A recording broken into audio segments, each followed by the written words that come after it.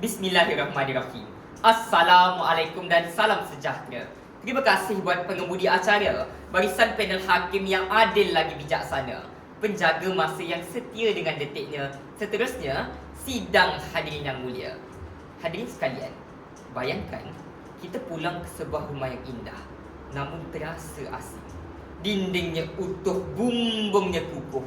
Namun apabila penghuninya hilang percaya dan sengketa, rumah itu sekadar himpunan batu yang kehilangan makna.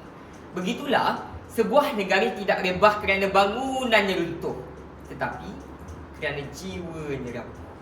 Tidak musnah kerana sempadannya hilang, tetapi kerana perpaduannya menghilang. Lantas, persoalan besar saya tinggalkan. Maukah kita sekadar mewarisi sebuah wilayah atau bangkit bersama membina sebuah negara bangsa? Atas kesedaran itulah, saya ingin mengupas pidato yang bertajuk Bersama Membina Negara Bangsa. Hadirin, apakah makna di sebalik tajuk ini?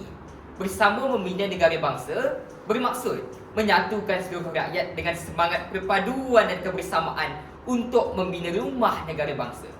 Dalam konteks Malaysia, 5 prinsip rukun negara kita jadikan sebagai panduan dan amalan agar negara yang diwarisi dapat membanggakan generasi sepanjang zaman. Justru, izinkan saya menghuraikan 3 daripada 5 pasak utama prinsip rukun negara untuk membina rumah negara bangsa. Pasak pertama, pembangunan jiwa. Hadirin, bayangkan sebuah rumah tersegam megah, namun penghuninya semakin lupa asal-usul sehingga sendi rumah mula longgar sedikit demi sedikit. Mampukah rumah itu terus berdiri? Sebab itulah, kita bangunkan jiwa dengan memperkukuh prinsip kesetiaan kepada raja dan negara agar rumah negara bangsa terus berdiri. Pelan kita rangka, usaha kita laksana. Buktinya, sambutan Hari Kebangsaan 2025 menghimpunkan lebih 100,000 rakyat jelata, 14,062 peserta pembarisan, 2,000 pelajar Kementerian Pendidikan Malaysia dan 1,000 penggiat seni JKKN. Kita berhimpun memperbarui ikrar tak setia. Kita berhimpun menjunjung institusi payung diraja. Dan kita berhimpun menghargai jasa pejuang bangsa. Tatkala lawangan merdeka 7 kali bergema, ia bukan sekadar suara, tetapi semangat seluruh jelata yang memilih untuk berdiri di bawah langit Malaysia. Selagi jiwa rakyat berpaksikan kesetiaan, selagi itulah rumah Malaysia akan terus teguh berdiri meski dia asap badai zaman. Hadirin sekalian, pasak kedua, tiang yang tegak. Sebuah rumah mungkin memiliki pasak yang kukuh, namun apabila tiangnya mula rapuh, hanya menunggu masa untuk runtuh.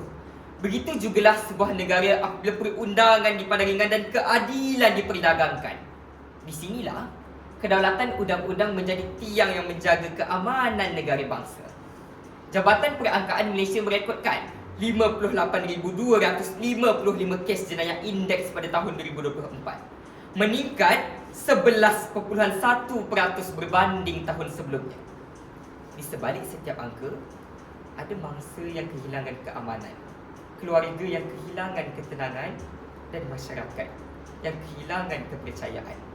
Undang-undang adalah tiang yang tidak boleh direpotkan. Ia ditegakkan melalui penguatkuasaan, ketelusan pentadbiran dan keberanian untuk menegakkan kebenaran tanpa mengira pangkat mahupun darjat. Selagi tiang keadilan berdiri teguh, selagi itulah kepercayaan rakyat akan terus utuh. Persoalannya, sanggupkah kita membiarkan kerapuhan kecil hari ini menjadi runtuhan besar nanti? Hadirin yang saya kasihi, pasak ketiga, adab penghuni. Hadirin, apakah gunanya sebuah rumah yang kukuh namun penghuninya saling menghina, mencaci dan membenci?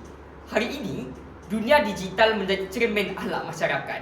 Sehingga 30 September 2025, SKMM menerima 50,160 permohonan penurunan kandungan melibatkan buli siber, provokasi 3R dan penyebaran kebencian digital. Statistik ini menjadi amaran bahawa kebencian mampu membakar jambatan persaudaraan yang dibina sejak kemerdekaan. Sebab itulah, prinsip kesopanan dan kesusilaan mesti kita hayati dan amalkan. Laksana akar mencekam bumi, kita semai kesantunan, kita satukan kepelbagaian dan kita wariskan perpaduan. Akta Keselamatan dalam Talian 2025 digubal sebagai penguat prinsip kelima ini. Namun hadirin, undang-undang mampu memadamkan satu hantaran, tetapi hanya adab mampu menghalang kebencian daripada lahir. Rumah tanpa adab hanyalah binaan kosong. Negara tanpa kesusilaan hanyalah wilayah yang kehilangan jiwa. Maka layakkah kita menggelar diri pewaris Malaysia jika lidah dan jari kita sendiri menjadi punca persaudaraan terhenti? Hadirin sekalian, penutup bicara, rumah tidak diwariskan kerana indahnya warna atau hiasan, tetapi kerana teguhnya asas yang dipertahankan. Begitu jugalah Malaysia. Kita bukan sekadar pewaris sebuah negara, namun penjaga amanah sebuah negara bangsa. Andai suatu hari nanti anak cucu kita bertanya, apakah yang kalian tinggalkan kepada kami? Jangan sekadar kita wariskan bangunan yang tinggi, namun wariskanlah rumah Malaysia yang pasaknya bernama kesetiaan, tiangnya bernama keadilan, dan bumbungnya bernama kesantunan.